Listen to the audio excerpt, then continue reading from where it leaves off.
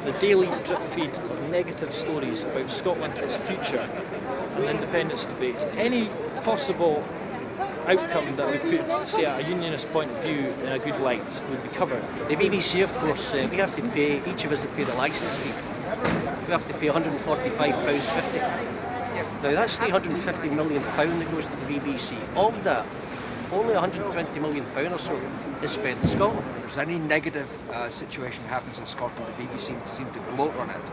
And I've seen some of the presenters positively smile with appreciation when unemployment rises in Scotland. And it's highlighted and gone over again and again and again. Well, where do I start? Just about everything they do on the subject is just extremely poor, in my opinion. They run a story for 2 or 3 days if it's a negative story. If it's a positive story about Scotland, it's mentioned within the 90-second time slot and it's never mentioned again. The kind of sleight of hand attacks on Alex Salmond, opportunities to attack the SNP, which I'm not actually in the SNP, but I think they've done a good job in Scotland. And I think that the tactic is just to, if you can't attack the policies, attack the individual. The BBC issued an official response to a complaint about one of the debates recently, which said, to paraphrase, that we're not in an official campaign period, therefore they don't have to be balanced. That's nonsense. I mean, it's just, the Scottish people deserve better than that. The way they approach it is completely unbalanced, and I'm not a big fan of the BBC. It's embarrassingly negative, and I think that's going to change. The BBC is not really fulfilling their brief. They're not fulfilling their charter by having a balanced debate about this referendum, and I'm very disappointed. We want fair coverage for our licence fee. Otherwise, we don't want to pay for it. Ban the licence fee.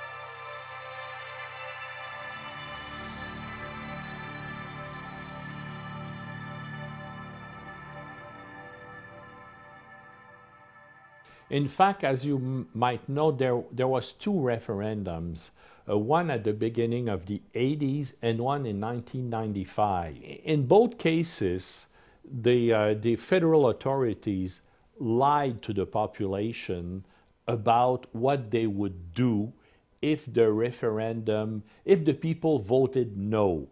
In 1980, the Prime Minister Pierre Trudeau said, if you vote no and you stay in Canada, I give you my word, there will be important constitutional changes. And in fact, the referendum came, and Trudeau did exactly the contrary to what he was supposed to do. So he literally lied to the Quebec people to convince them to vote no.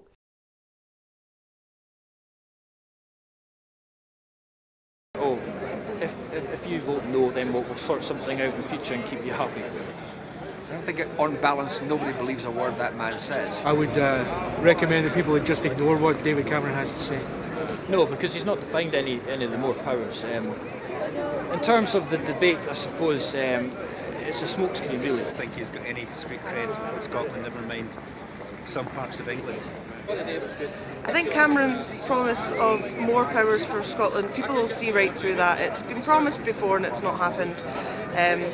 Even the Calman Commission has been watered down. What's being offered in the Scotland Act is not even what was proposed by Calman, and even that doesn't go far enough for most people. I don't know. I wouldn't say he's been dishonest, but there's been a few things said that I don't agree with him. That very much. I think that most people don't really believe anything that the Tories say. I certainly don't. 79, they were offered more powers and some sort of change of the voting no to devolution, and then you have Thatcher come in and basically destroy Scotland's economy overnight.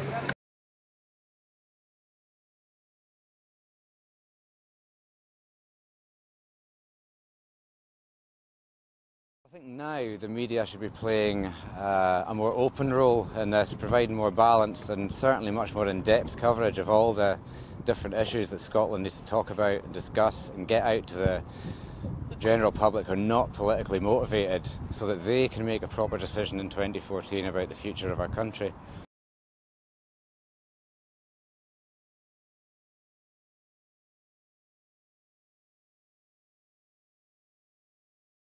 Week before the referendum, the federal government and certain ministers, Brian Tobin and others, discovered that the yes vote was going to win.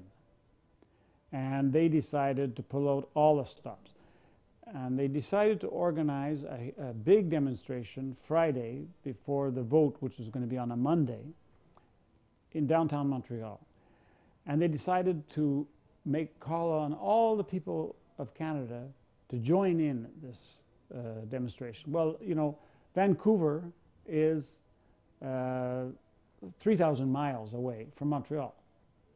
And so the minister of the Canadian government started phoning the airlines presidents. Now, these airlines report to the Canadian government. In other words, they're under a Canadian charter, their rights to fly. He phones them and says, we need some planes, we're inviting people to go to Montreal. And the president said, this minister explained this, and he told me this in his own words. He said, you need some planes? We'll provide them. And instead of costing $2,000 to go from Vancouver to Montreal and back to Vancouver, they were selling the tickets for $100. And within 24 or 48 hours, they had 25,000 people coming by plane from Canada to Quebec, to Montreal. Now, this is in total violation of Quebec's laws. They spent more money in that demonstration than the Yes camp spent on the whole campaign. And they had the nerve to call this Woodstock, a love-in, they called it. As far as I know, that's not a sign of love. That's the absolute opposite. That is a sign of occupying, control, and it's an arrogance that is imperial in nature. The publisher of the Toronto Star, who chartered buses and published ads in it, he was saying, when I asked, I said, well, there is a law, don't you have to respect the law? He said, all's fair in love and war, and this was war. Once you're actually at war, then certain norms come into play about what your side is going to do stuff to win. You wouldn't necessarily do that if you weren't at war, but politics is both like advertising and also, as we've known since the time of Machiavelli and the ancient Greeks, is like war. But there's something very different in the 21st century, which is we now have a much better understanding of how to influence and manipulate people. And advertisers were ahead of the game before politicians, but over the past 30 or 40 years, political communicators have become alert to how to manipulate and influence people using all the tricks of the trade. One of the most popular and basic propaganda tools is the exploitation of fear, uncertainty, doubt to move people. What they speak of is driving people and other euphemisms for psychological coercion. Fear works. Fear is only partially logical. Now, some things are worth being afraid of. They're dangerous. But when used in the media, that it's quite easy to stir up or pull on people's emotions and their fears in order to move them in one direction or another. We aim at a vulnerable part of the population and they say, you're not going to have your income. For the old people, they told them that they would lose their pension. You're going to be completely drowned by your debt. Your debt is going to be too great. The money that they have in the bank will also lose its value. Your credit rating is going to go down. The Quebec dollar won't be worth anything. It was one thing after the other, and hundreds of thousands of jobs would be lost. People that have better jobs would want to go somewhere else. We're just going to be a Cuba of the North. Excuse me, but that is bullshit. You had to have answers to it, and what was one of the strengths in the referendum here was that you had answers to each one of these questions. They were very powerful. They're very powerful threats. Economic threats are extremely powerful because you're trying to get people to realize that their interests are in an independent Quebec. Well, then you see, but then at the end of the day, they sit there and say, well, am I going to have work tomorrow? Am I going to be able to feed my family? Am I going to be able to make sure that, are we going to be prosperous or not?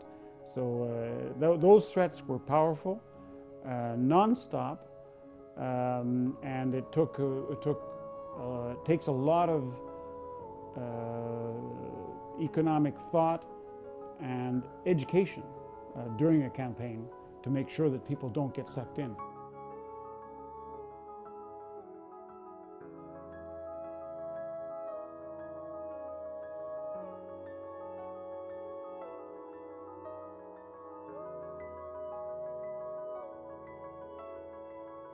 Unfortunately, I think scare tactics will have quite a big influence on the result.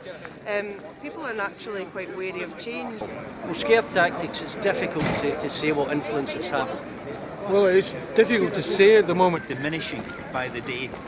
People are becoming inured to the amount of negative publicity. It's the same scare tactics that were being used in 79 and 97 that are being used again now for independence. It's all right to criticise the SNP and the Yes campaign, but it's actually criticising the people of Scotland. They're being bombarded constantly with all of these things that are supposedly going to happen that are going to have a terrible impact on our day-to-day lives. I think some people are affected by these scare stories.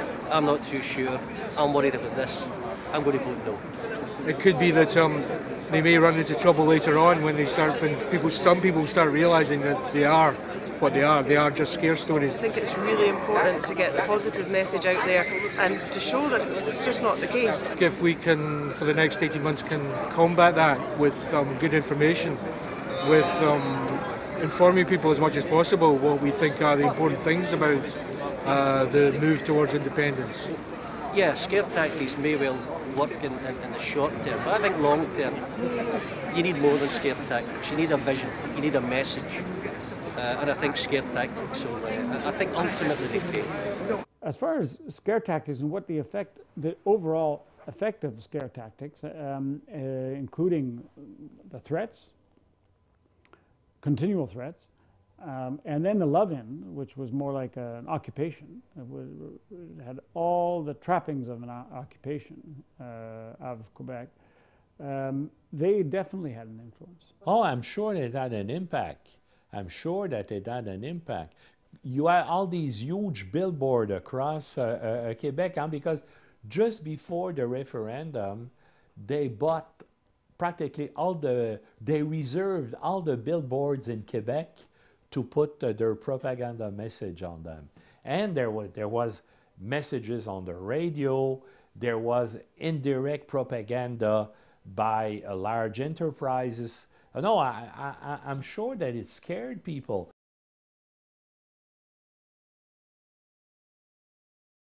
We really lost by a very, very thin margin, less than 1%. It would have sufficed that about 35,000 people decided to vote yes instead of no, for us to have a majority of 50% plus 1. Now, how did they manage to achieve that? There was a lot of illegal and unconscionable methods that were used. Canadian government funneled enormous amounts of money. Millions of dollars were spent illegally. All kinds of money which were spent illegally. A secret slush fund of many millions of dollars. Every single billboard throughout Quebec had been reserved and paid in advance by the federal government. These people want to win, and they want to win by every means. The ends justify the means. Official media will have a tendency to go with the crowd and amplify. They will give credence to the stupidest arguments. We won't recognize the vote even if it's a majority vote. They will give ink to people who will make threats. They'll fly out all the planes from air bases in Quebec, and they'll truck out the equipment and the tanks. They give free rides to the Federalists, but they don't give any free rides to the sovereigntists. You have positive sides and you have bad sides. You have heroes and you have sons of bitches.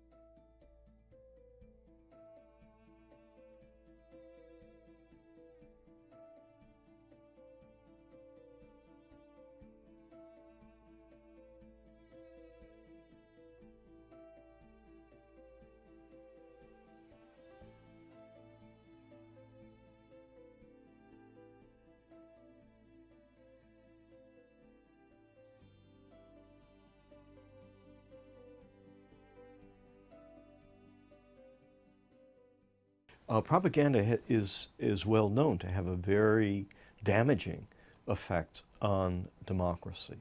Spin isn't just something that is the production of political spin doctors. It's something that's a feature of political communication through the whole process of, from a politically relevant event happening to it's actually appearing on your television screen or on your internet screen or on your newspaper in the morning.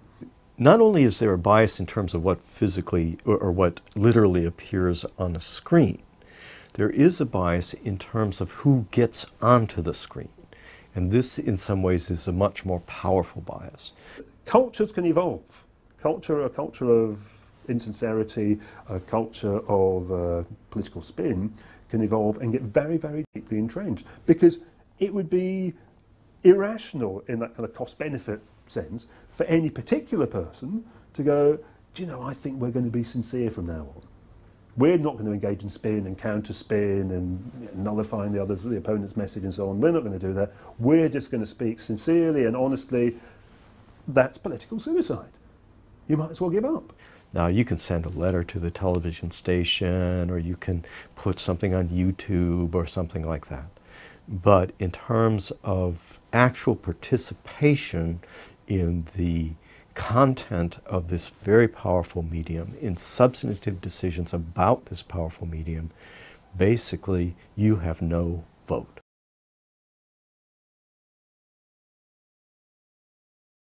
People who believe they're being lied to, number one, they may very well be right.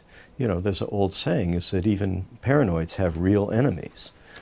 If we are misled, if we are led to believe that things are a certain way and not another way, such that our decisions are shaped in light of that, then in a sense, democracy is undermined. One of the oldest tricks in the book for media organizations of every stripe is that you get a critic on from this side of the frame and they say, oh, the XYZ television network is completely biased on the side of my opponent on the other side.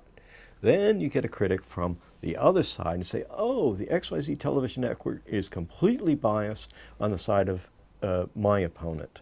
And then the audience is left to think, oh, well, I guess XYZ is pretty on the mark. The problem is that XYZ has created this frame. When we feel we've been duped, that's apt to lead to very, very strong emotional feeling, and rightly so, because we think, well, our trajectory through our lives, our decisions have been guided by somebody else. Our autonomy has been undermined by somebody else. We acted in a way that we wouldn't have acted, and we were controlled by them. You have the right to choose freely what political status will be. And what they're doing is they're saying, no, you don't have the right to choose that freely. Because what they're doing is they're influencing illegally the results of this consultation.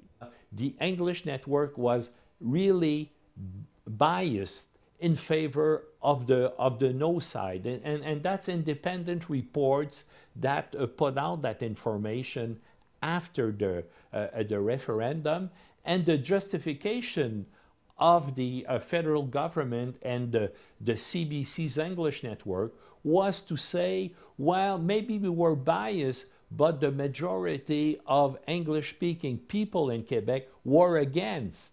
If we agree that nations have the right to determine their future, then you cannot have Westminster, Ottawa, deciding that, well, we're going to make our own law. We're going to do what we want. This decision to determine the future of a nation has to be made by the people who live in that nation. That's fundamental.